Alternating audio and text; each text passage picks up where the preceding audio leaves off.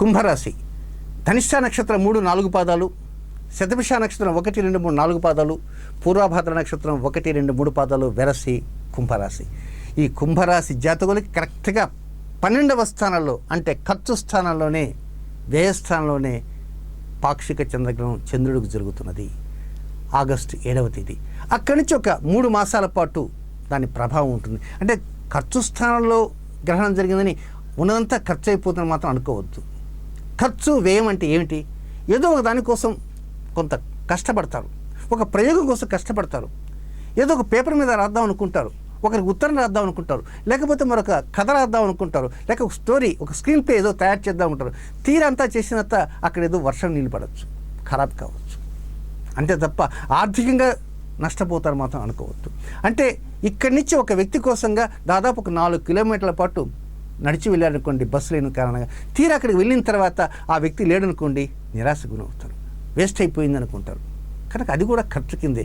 అంతే తప్ప ఖర్చు అనగానే డబ్బంతా అయిపోయిందని మాత్రం అనుకోకండి. అంటే మీరు చేసేటువంటి ఆలోచన కావచ్చు, మీరు చేసే వృత్తి వ్యవహారాలకు కావచ్చు, ఏదైనా ఒక పనిని 1కి 2 సార్లు చేసేటువంటి స్థితి వస్తుంది. మరి 1కి 2 సార్లు చేసినప్పుడు మీకు అభ్యాసం కూడా అయింది కదా, మరి అభ్యాసం కూడా దానివల్ల కూడా ప్రతిఫలం ఎక్కువ పొందే అవకాశాలు ఉంటాయి కదా.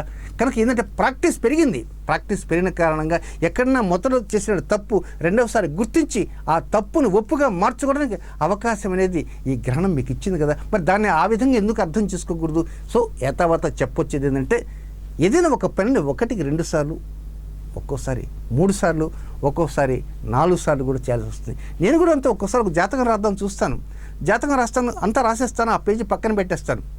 అంతకుముందు ఎవరిదో అక్కడ జాతకం ఉంటుంది, ఆ పేజీ మొదటి పేజీ అనుకుని ఆ తర్వాత మొదలు పెడతా. తర్వాత చూస్తే ఆ జాతకాలు ఈ జాతకాలు వేరుగా అయిపోతాయి, టైం అంతా వేస్ట్ అయిపోతుంది. సహజంగా ఇవి అలవాట్లో పొరపాట్లుగా జరుగుతుంటాయి. కనుక ఈ గ్రహణ ప్రభావం అలవాట్లో పొరపాట్లుగా జరిగే అవకాశం ఉంటాయి. అలాగే స్టాక్ ఎక్స్చేంజ్లో చేసేటువంటి వ్యాపారాలు కానీ, అలాగే కొన్ని వ్యసనాలు ఉంటాయి, జూదాలు.